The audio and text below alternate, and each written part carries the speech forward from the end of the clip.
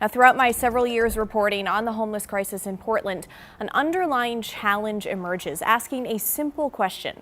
Who is responsible for dealing with the crisis? The city, like the mayor and the council, or Multnomah County commissioners? Latest county data from November of last year shows there are more than 17,000 people experiencing homelessness in Multnomah County, with more than 8,000 on the streets. Over the years, finding a way for the city and the county to work together on this has not been easy, or pretty for that matter. But there are some new bold ideas to change that structure. County Commissioner Shannon Singleton is waiting in the wings to join us live in just a moment. But before we get to that, let's take a look at how we got here. So 10 years ago, the city and county created the Joint Office of Homeless Services under what's called an intergovernmental agreement, or IGA. You'll be hearing those letters a lot tonight. It's basically a contract between the county and the city. The city pays the county millions of dollars each year, and the county adds that money to their pot that addresses homelessness. So the money the city sends is basically the buy-in for the county to fund some shelters and services in Portland. And the differing strategies on what the county money is used for is where things have gotten especially messy. Let's talk tents and tarps as a big example. For years, Multnomah County spent money to buy tents that are handed out to people on Portland streets, while the city would spend its own money to remove those same tents. You see the cycle. The city has largely had no power over how the county uses money meant for homelessness. And the back and forth has led to frustration and infighting. Some Portland leaders pushed to remove the city from the IGA entirely a few years back. But that effort stalled amid the most recent mayoral race. And then Mayor Keith Wilson took office. He wanted to keep the county partnership, which continues to this day. But some still want to see changes to how it's structured. So on that note, joining me now live in studio is Multnomah County Commissioner Shannon Singleton. Commissioner, thanks for coming on. Absolutely. Thanks for having me. Okay, so you have some ideas of how to change the city and county partnership for addressing homelessness. So tell us what they are. So my idea is that we move away from the current structure of an IGA solely with the city of Portland and move away from the fiscal relationship, and the county leads a process to enter a multi-city compact where we're actually looking at all of the cities within the county and ensuring that we really lean into our roles and what we're best at, instead of kind of where you talked about us being stuck in fighting over very specific and smaller parts of the homeless services system. Right, so what isn't working in the current agreement in your eyes between the city and the county that ultimately led you to this proposal?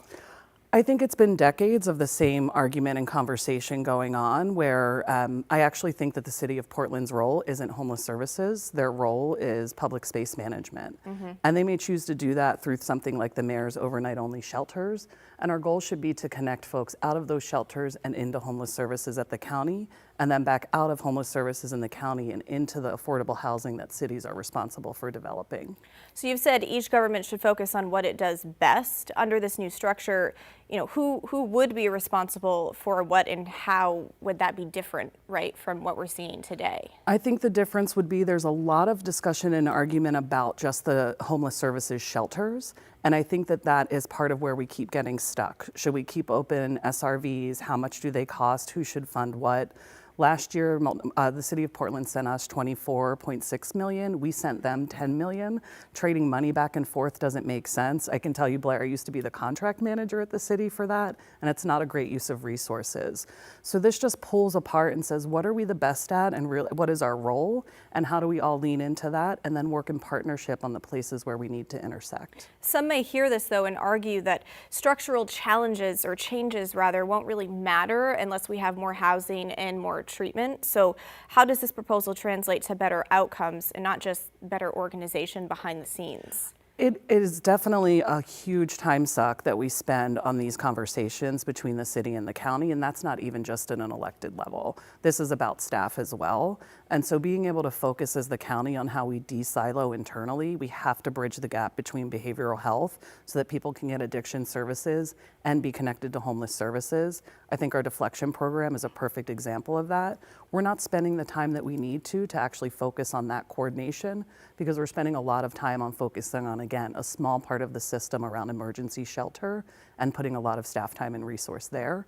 There's also some duplication of administrative work when both entities are running their own homeless service shelter system. Right, and very few people are being even served at that deflection center. But talking about that duplication, you know, you talk about that overlap. Can you give an example of what would be eliminated in your new structure? So there are multiple committees under the current homeless response system IGA with the city that are both about, we have the steering and oversight committee as elected officials, then we have a community advisory committee, and then there's also an implementation committee. And I think that those multiple structures actually make it more complicated than we need to be, that the city, again, could focus on some of the affordable housing development that we need, because we desperately need that, and particularly for folks at the lowest income, and we can focus on that part of the services. So we have a lot of staff time and salary in these multiple meetings, and they're not the only ones that happen. There's a lot of conversations that happen at a staff level that I don't think is the best use of staff time and public resources. How much money do you think could be saved through this change? That's such a great question. I am not actually sure. It's something I plan to dig into a little bit more when we move into our budget so that I can see what is the proposed budget between the city and county for this coming year and understand where we're spending those dollars on some of those administrative and those meeting kinds of structures. You know, one frustration that we hear often, I'm sure you hear often from the public, is really just confusion over who is in charge here. So how would this new structure make accountability more clear? Yeah. I think it makes it very clear. The city of Portland is responsible for public space management. Again, they may choose to do that through overnight only shelters, day centers. There's a model in Seattle that I saw called We Deliver Care. There's a lot of things they can talk about of what that looks like, but Multnomah County is responsible for the services component. We're the largest social service provider in the state of Oregon, and that's where we should stay, is what we're the best at. So there's also a community push to consolidate the city of Portland and Multnomah County, make them one government. I sat down with the man behind this idea, Matt Zamuda, this morning. We're going to listen to a part of our conversation, and then I want to get your thoughts on the other side. Perfect. Okay. So you're leading a grassroots push to streamline local government by consolidating the city of Portland and Multnomah County. What sparked this idea? What problem here are you trying to solve? Right. Fundamentally, the problem we're trying to solve is accountability. What we have right now is we have a system of government that has two separate governments that can point fingers at each other whenever something goes wrong. So we've seen tensions before. You know, 2 years ago, some city leaders even talked about pulling out of the county's homelessness partnership. This proposal, though, goes well beyond just homeless issues, the one you're proposing. Right. So in practical terms, what would one consolidated government, what would that look like? That's the thing. So what this initiative does is it invokes a law. It was the 1971 City-County Act. And what this does is it studies consolidation. If we reach 21,963 signatures, which was 6% of the gubernatorial vote the last election cycle, then by statute, a 13-member commission is formed. And they, within 2 years, will be responsible for writing and putting to a vote a new city-county charter. Okay. So right now, the city largely handles public safety, while the county oversees public health. And that split, you know, has caused friction. For example, the county distributes tents as a health measure, while the city removes them as a public safety measure. How would one single government resolve those kinds of conflicts? Right.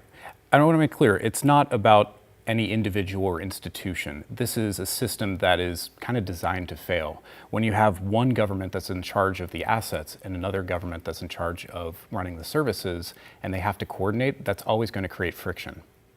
But if we have one form of government, we're still going to have people in that government wanting to, say, hand out tents to help public health, and then we're still going to have a side of that government that's going to need to protect public safety and remove those tents if there's public safety issues involved.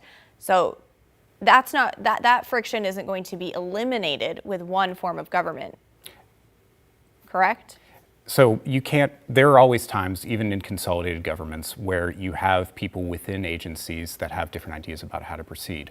What a single government allows is for the electorate to respond to that. They can say, I understand what my elected leaders did, and I think that they did a good job, or I think they didn't do a good job. I want to see somebody else have that job. But right now, it's unclear how the division of responsibilities are split between the mayor and the county chair and other elected leaders across those two bodies. Okay. So the plan focuses on Portland and Multnomah County. What about other cities in the county and rural unincorporated areas? Right. The statute is actually very clear on this. It's a very democratic law. So what happens after the Charter Commission drafts its city and county charter, it goes to a vote for within every jurisdiction. So critics worry that consolidation could dilute local voices or reduce representation. How would you address those concerns? So ultimately, this initiative is to study consolidation, and it's up to the 13-member Charter Commission to come up with something that is responsive to the needs of the region. Okay, so I'll just say that Matt has 180 days to collect nearly 22,000 signatures, and other cities have done this, Philadelphia, Nashville, San Francisco, just to name a few. But watching that, hearing that, what's your takeaway? Well, as somebody who grew up in Philadelphia, I see it very differently because it was one city and one county. There weren't multiple cities involved in the same way that we have here. And so a similar question that you raised of what happens to the other cities is one that I have. We do a lot of work in East Multnomah County that is transportation. The sheriff is generally contracted to be law enforcement for multiple of those jurisdictions. And so there's a lot of unanswered questions for me about what happens there. But I think I'd come back to some of what I was talking about earlier. We do have really clear roles and responsibilities, and I think that's gotten muddied because we've been stuck in this same IGA conversation about homeless services instead of really saying these roles are actually different and the responsibilities are different, and both entities can be held accountable to what their roles are. Do you see these same issues with other cities within Multnomah County, or is it primarily an issue with Portland in Multnomah County?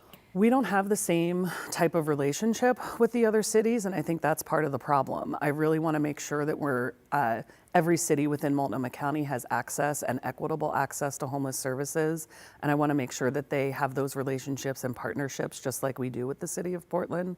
And then additionally, again, coming back to that other side, how are we supporting the affordable housing development, and so that we can get folks moved back out of homeless services and into their community. Not everybody who accesses homeless services at Multnomah County is from or lives in Portland, and so we need to have those same relationships throughout the county. Okay.